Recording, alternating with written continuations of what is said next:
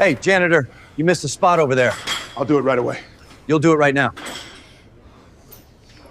Quiet black janitor was mocked at the SEAL gym until someone recognized the tattoo on his neck. For 15 years, Thomas Tank Washington mopped floors and emptied trash cans at the Naval Special Warfare Training Center, invisible to the elite warriors who barely acknowledged his existence. The young SEALs saw only a quiet black man in janitor's coveralls, not the legendary Force Recon Marine whose classified missions had saved countless lives. But when a cocky trainee pushed too far and a battle-hardened instructor caught sight of the faded tattoo on Tank's neck, the most exclusive military gym in America was about to learn that heroes don't always wear uniforms. Sometimes they carry mop buckets. The pre-dawn darkness at Naval Amphibious Base Coronado carried the salt-tinged promise of another brutal training day. Inside the Special Warfare Training Center's main gym, fluorescent lights hummed to life, illuminating rows of equipment that had forged some of America's most elite warriors. The smell of sweat rubber and determination hung in the air like incense in a temple of physical excellence. Thomas Washington pushed his cleaning cart through the maze of weight machines and pull-up bars, his movements efficient and nearly silent.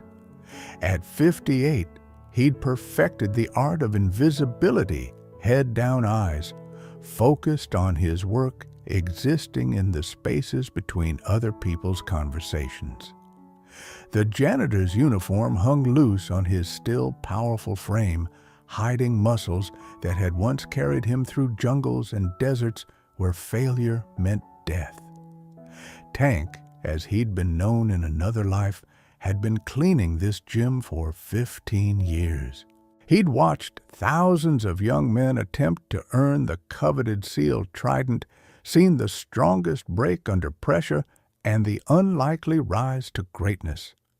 He knew every piece of equipment, every corner where exhausted trainees collapsed, every spot where blood and tears had christened the floor.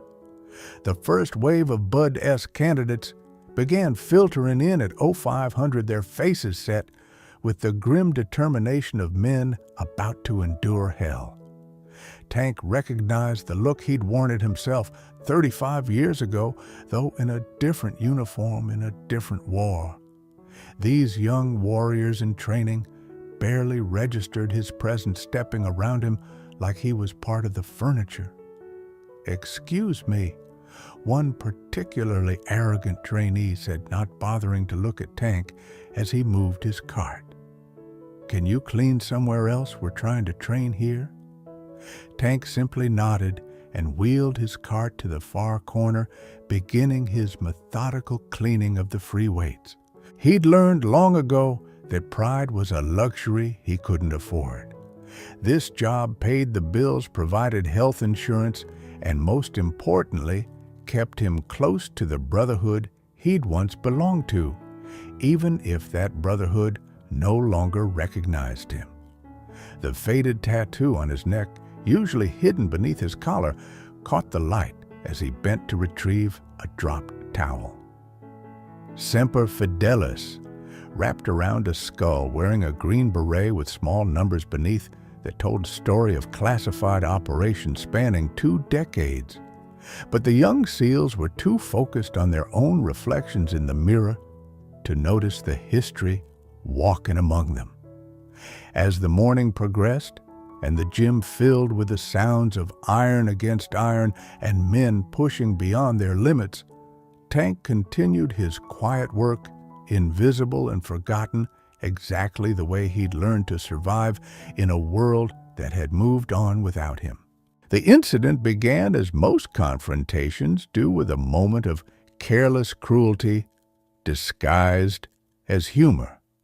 Petty Officer Jake Morrison, 23 years old and convinced of his own invincibility after making it through Hell Week, was holding court near the bench press station.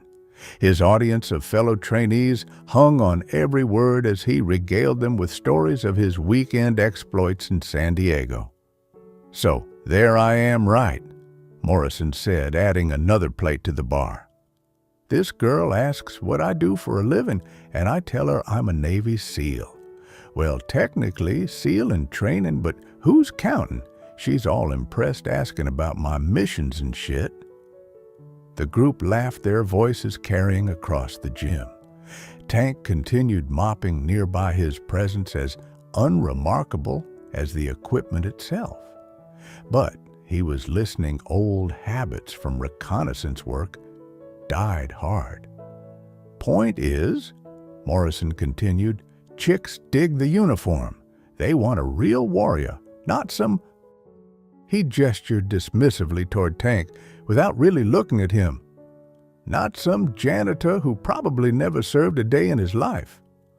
One of the other trainees, slightly less obnoxious than Morrison, glanced uncomfortably at Tank.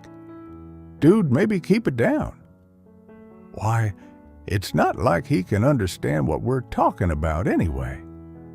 Morrison's voice grew louder, emboldened by his audience. "Probably doesn't even speak English that well." Tank's grip tightened on the mop handle, but his expression remained neutral. He'd heard worse, much worse, and learned that responding only made things escalate. Better to finish his work and move to another section. But Morrison wasn't finished. As Tank pushed his cart past the bench press, the young trainee deliberately stepped into his path. "Hey, janitor, you missed a spot over there." He pointed to a perfectly clean section of floor. "I'll get to it," Tank said quietly, his voice carrying the slight rasp of someone who'd breathed too much smoke and sand in distant places. "You'll get to it now," Morrison said, his chest puffing out with borrowed authority. "That's what we pay you for, right? To clean up after real warriors."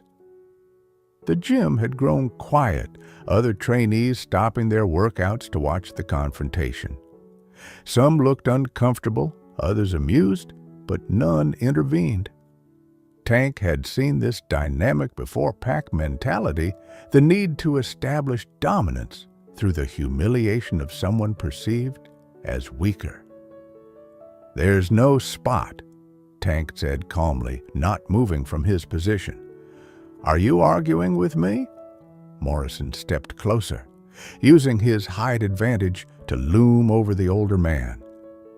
"Maybe you need to learn some respect for the people who actually serve this country." That's when Master Chief Petty Officer Samuel Rodriguez entered the gym, his weathered face scanning the scene with the practiced eye of someone who had spent 30 years managing young warriors and their egos. Rodriguez was a legend in the SEAL community: 3 tours in Iraq, 2 in Afghanistan, more classified operations than most people, had hot dinners. "What's the situation here?" Rodriguez's voice cut through the tension like a blade. Morrison straightened, suddenly aware that his audience had grown to include someone whose opinion actually mattered. "Just having a discussion with the cleaning staff, Master Chief. Nothing serious."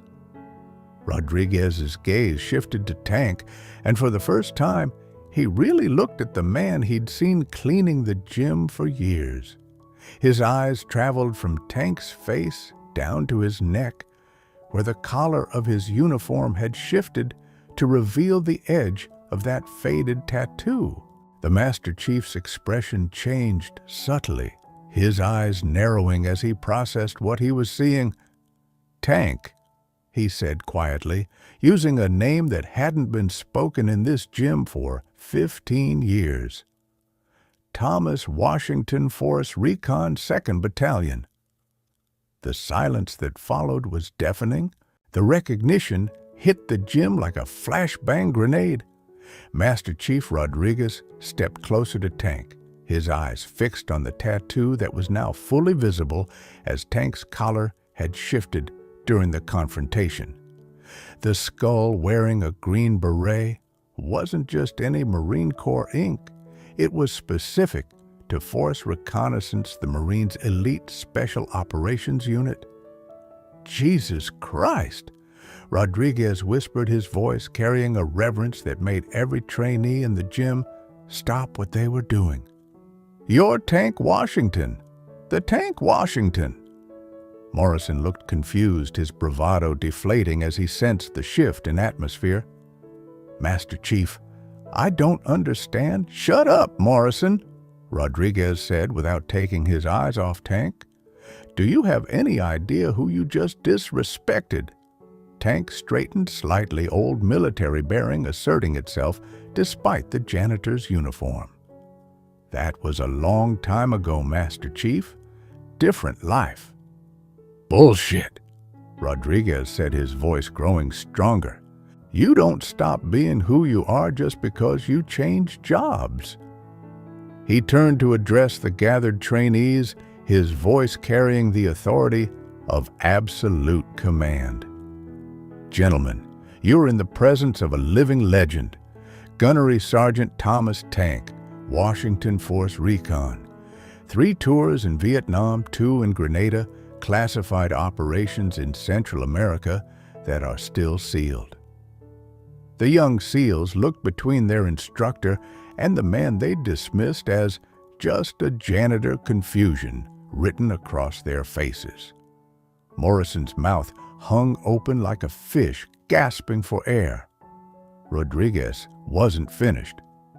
"Tank here has more confirmed kills than most of you will ever see enemies. He's been behind enemy lines in places that don't exist on maps, conducting operations that officially never happened.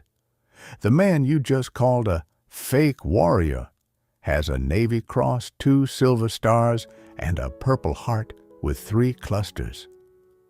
"I don't understand," one of the trainees said quietly. "If he's all that, why is he cleaning our gym?" Rodriguez finished. "Because sometimes life doesn't give heroes the endings they deserve. Because sometimes the system fails the people who served it best. Because sometimes a man needs work, and honest work is nothing to be ashamed of."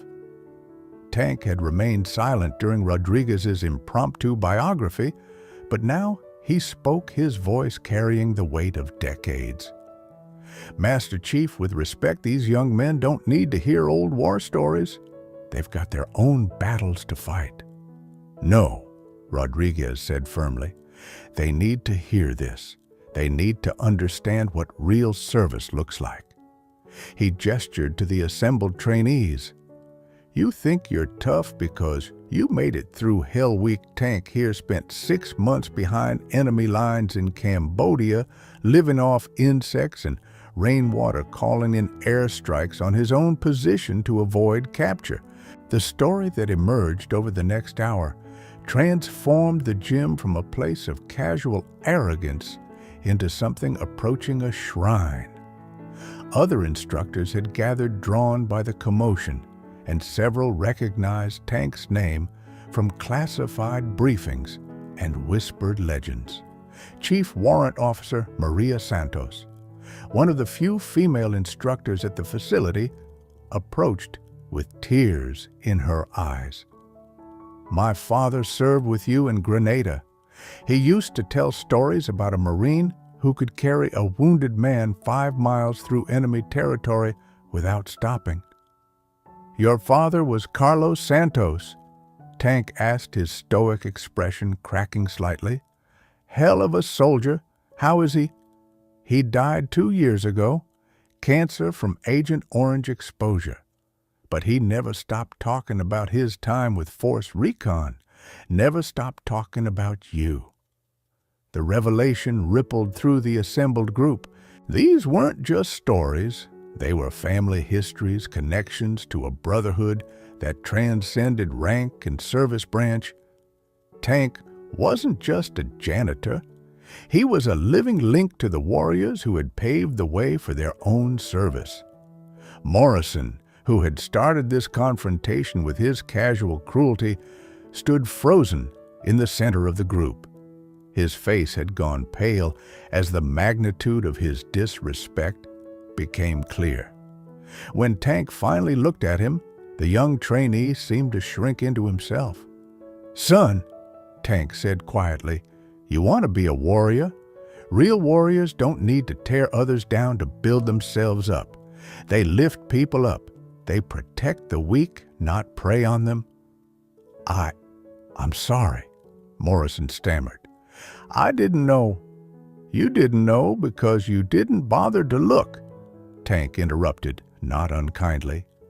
"Every person you meet is fighting battles you can't see, carrying burdens you can't imagine. A real SEAL, a real warrior, remembers that." Master Chief Rodriguez nodded approvingly. "Tank, would you be willing to share some of your experiences with these men? Not the classified stuff, but the lessons, the mindset that kept you alive when others didn't make it home." Tank looked around the gym, seeing it with new eyes. For 15 years, he'd been invisible here, forgotten and dismissed. Now suddenly, he was being asked to step back into the light to reclaim a piece of the identity he thought was lost forever. "I suppose I could spare a few minutes," he said, setting down his mop for the first time in years, not because his shift was over, but because he had something more important to do. The transformation in the gym's atmosphere lasted exactly 3 days. Tank had begun sharing stories during his breaks, teaching lessons about mental toughness and tactical thinking that couldn't be found in any manual. The trainees hung on his every word, and even the instructors found themselves learning from his decades of experience. But on Thursday morning, everything changed. Tank arrived at work to find his supervisor, Harold Brennan, waiting by his locker with a grim expression and a manila folder. Brennan was a former Navy logistics officer who'd taken the civilian facilities management job after retirement, a man who understood military hierarchy but had never seen combat himself. "Washington, we need to talk," Brennan said, his voice carrying the uncomfortable authority of someone delivering bad news. In the small office adjacent to the supply closet, Brennan opened the folder to reveal a formal complaint. "I've received reports that you've been misrepresenting yourself to the trainees, claiming to be some kind of war hero disrupting training schedules with unauthorized storytelling sessions." Tank's jaw tightened. "I never claimed anything. Master Chief Rodriguez recognized me and asked me to share some experiences." "That's not how the complaint reads," Brennan said, sliding the paper across his desk. "According to this, you've been telling elaborate war stories, possibly fabricated and interfering with official training protocols." The complaint was signed by Lieutenant Commander Patricia Hayes, the base's executive officer, a career administrator who'd never served in a combat role, but wielded considerable bureaucratic power. Tank had seen her type before officers who advanced through politics rather than performance, threatened by anyone whose real experience might expose their own limitations. "There's more," Brennan continued reluctantly. "She's questioning your background check from when you were hired. Wants to verify your military service, your discharge status, your security clearance history." Tank felt a familiar chill run down his spine. His military records were complicated. Decades of classified operations meant that much of his service history was sealed or redacted. To someone looking for reasons to discredit him, the gaps in his official record would look suspicious rather than classified. Harold, Tank said carefully, "You know, I've been a good employee for 15 years. Never missed a day, never caused problems, always did my job." "I know that, Tom, but Hayes has the ear of the base commander and she's making noise about stolen valor and security risks. She wants you suspended pending a full investigation. The irony was bitter. Tank had spent his career in the shadows conducting operations that would never be acknowledged, earning decorations that would never be publicly displayed. Now that same secrecy was being used as a weapon against him. Over the next week, the investigation proceeded with the ruthless efficiency of military bureaucracy. Tank was barred from the gym while investigators pored over his personnel files. The trainees, who'd been inspired by his stories, were warned not to discuss the matter. Master Chief Rodriguez was formally reprimanded for allowing unauthorized personnel to interfere with training protocols. The worst part was the whispers. Without Tank there to defend himself, rumors began to spread. Maybe he really was a fraud. Maybe the stories were fabricated. Maybe he'd been playing an elaborate con game for 15 years, waiting for the right moment to claim false glory. Morrison, the trainee, whose initial disrespect had started everything, found himself in an impossible position. Part of him wanted to defend Tank, but another part wondered if he'd been fooled by a clever imposter. The doubt ate at him like acid. The breakthrough came from an unexpected source. Maria Santos, the instructor whose father had served with Tank, refused to let the matter rest. She reached out through her own military contacts, eventually connecting with a retired Marine colonel named James Mitchell, who'd commanded Force Recon operations in the 1980s. Mitchell's response was immediate and explosive. Tank Washington, Jesus, that man saved my life in Nicaragua.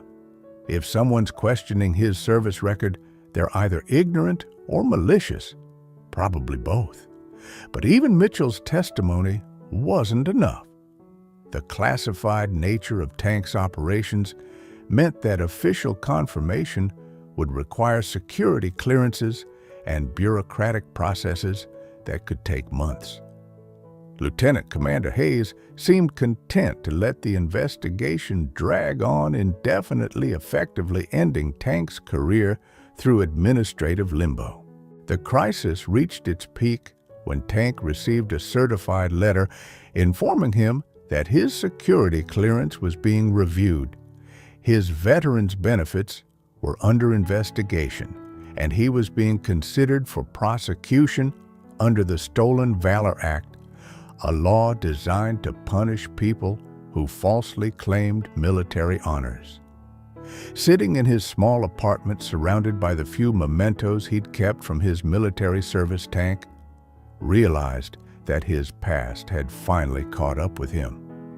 Not the enemy bullets or the classified operations, but the bureaucratic machinery of the very institution he'd served faithfully for 2 decades. For the first time in years, the invisible janitor felt truly defeated. The call came at Oros 600 on a Tuesday morning, jolting Tank from the restless sleep that had become his norm since the investigation began. The voice on the other end was gravelly authoritative and completely unexpected. "Gunnery Sergeant Washington, this is General Marcus Stone, Commandant of the Marine Corps. I believe we need to talk." Tank sat up in bed, his mind racing. The Commandant, the highest-ranking Marine in the Corps, didn't make personal phone calls to retired gunnery sergeants, especially ones facing stolen valor accusations. "Sir, I think there might be some mistake." "No mistake, Marine. I've been following your situation through some very concerned friends. Can you be at Pendleton by 1400 today? I'm flying in specifically to meet with you." 3 hours later, Tank found himself in the back of a staff car heading to Marine Corps Base Camp Pendleton, wearing his only suit and carrying a folder containing every piece of documentation he could find related to his service. His hands shook slightly, not from fear, but from the surreal nature of the situation. At Pendleton, he was escorted to a conference room where General Stone waited along with two other men Tank didn't recognize. Stone was a legend in the Corps, a combat veteran who'd risen through the ranks based on merit rather than politics, respected by every Marine who'd ever served under him. "Gunnery Sergeant Washington," Stone said, standing to shake Tank's hand. "Thank you for coming. I'd like you to meet Colonel James Mitchell, whom I believe you know, and Mr. David Chin from the Department of Defense." Mitchell stepped forward with a smile that erased 30 years. "Tank, you magnificent bastard. You look exactly the same, just grayer."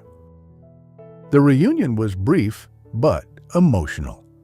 Mitchell had indeed been the young lieutenant Tank had carried to safety during a classified operation in Nicaragua, and his gratitude had never dimmed. But it was Chen who provided the real surprise. "Mr. Washington," Chen said, opening a thick briefcase, "I'm with the Defense Intelligence Agency. For the past week, I've been conducting a comprehensive review of your service record at the General's request. What I found is remarkable." The documents Chen spread across the table told a story that even Tank had forgotten in its entirety. Commendations from operations he barely remembered, after-action reports praising his leadership and tactical brilliance, letters from commanding officers recommending him for decorations that had been classified too highly to be awarded publicly. "Your official record shows 22 years of exemplary service," Chen continued, "but your classified record shows something else entirely. You participated in 47 covert operations across 6 countries. Your actions directly saved the lives of over 200 American personnel. You've been recommended for the Medal of Honor 3 separate times, but the operations were too sensitive for public recognition." General Stone leaned forward. "Tank, the reason your records look incomplete isn't because you're a fraud. It's because you're one of the most highly classified Marines in Corps history. Half your service record is locked in vaults that most generals don't have access to." The irony was staggering. Tank's greatest weakness in the current investigation, the gaps in his official record, was actually proof of his most significant service to his country. "There's more," Chen said, pulling out a final folder. "Lieutenant Commander Hayes, the officer who initiated this investigation, she's been flagged by Navy intelligence for potential security violations. Turns out she's been accessing classified personnel files without proper authorization, possibly selling information to private military contractors." The room fell silent as the implications sank in. Hayes hadn't been trying to expose a fraud, she'd been trying to discredit someone whose real record might expose her own criminal activities. General Stone stood, his expression grim with purpose. "Gentlemen, we have a situation that requires immediate action. Tank, I'm personally flying to Coronado tomorrow to address this matter. I want you there with me." The next morning, the Naval Special Warfare Training Center experienced something unprecedented. A surprise visit from the Commandant of the Marine Corps, accompanied by a DIA investigator and the Janitor, who'd been banned from the premises for 2 weeks. The assembled crowd in the main gym included every instructor, most of the current trainee class and base command staff who'd been summoned on short notice. Lieutenant Commander Hayes stood near the back, her face pale as she realized her carefully constructed investigation was about to collapse. General Stone took the podium with the bearing of a man accustomed to command. "Ladies and gentlemen, I'm here to address a grave injustice that has been perpetrated against one of the finest Marines I've ever had the privilege to know." What followed was a 20-minute presentation that systematically destroyed every accusation against Tank. Chen provided documentation of his service record. Mitchell testified to his character and combat effectiveness. Stone himself read from classified after-action reports that painted Tank as a warrior scholar whose tactical innovations had been adopted throughout the special operations community. "The man you've been treating as a suspected fraud," Stone concluded, "is actually one of the most decorated Marines of his generation. His service to this country spans 2 decades and 6 continents. His actions have saved hundreds of American lives and prevented countless enemy operations." The silence that followed was broken by Master Chief Rodriguez, who stepped forward and rendered a perfect salute. "Gunnery Sergeant Washington, it's an honor to serve in the same corps as you, sir." One by one, every Marine and sailor in the room came to attention and saluted. The trainees who dismissed him as just a janitor now saw him for what he'd always been, a warrior whose service had paved the way for their own. Morrison, the trainee whose disrespect had started this entire chain of events, approached Tank with tears in his eyes. "Gunny, I owe you an apology that I can never fully make, but I want you to know I'll spend the rest of my career trying to be half the Marine you are." Tank looked around the gym where he'd worked in anonymity for 15 years, now filled with the respect and recognition he'd never sought, but had always deserved. "Son," he said to Morrison, "you already are. You just needed to remember that being a warrior isn't about the uniform you wear, it's about the character you carry." 6 months later, Tank Washington stood before a different kind of audience.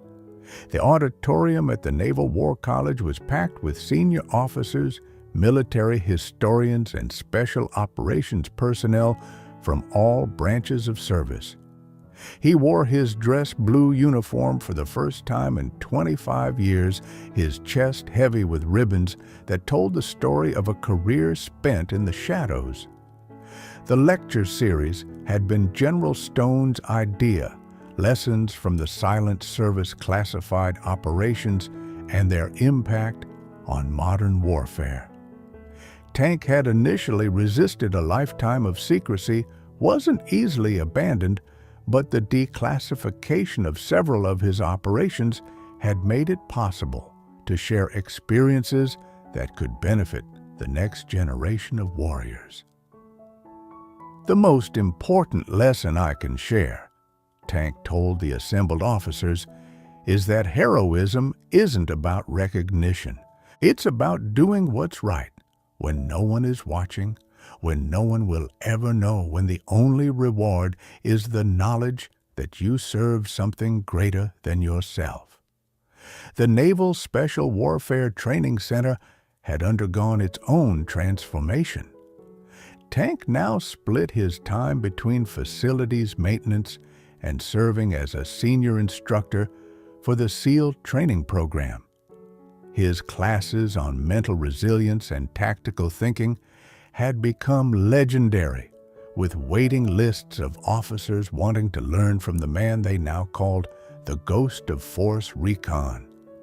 Lieutenant Commander Hayes had been court-martialed and sentenced to 5 years in military prison for espionage and fraud.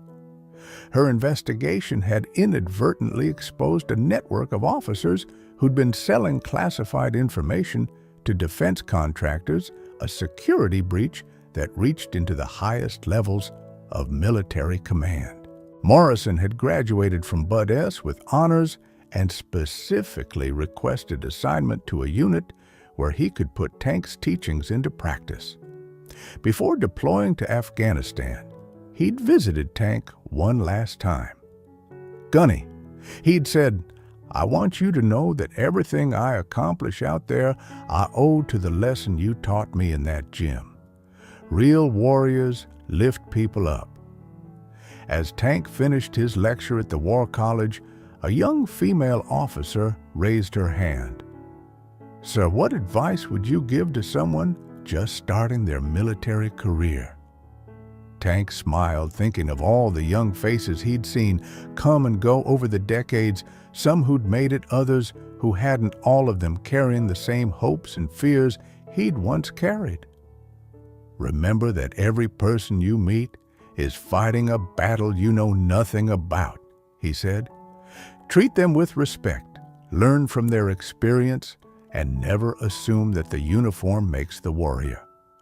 Sometimes the greatest heroes are the ones you never see coming." The standing ovation that followed wasn't for the decorated Marine or the legendary operator. It was for the quiet janitor who taught them all that true strength comes not from what you've done, but from how you treat others when you think no one is watching.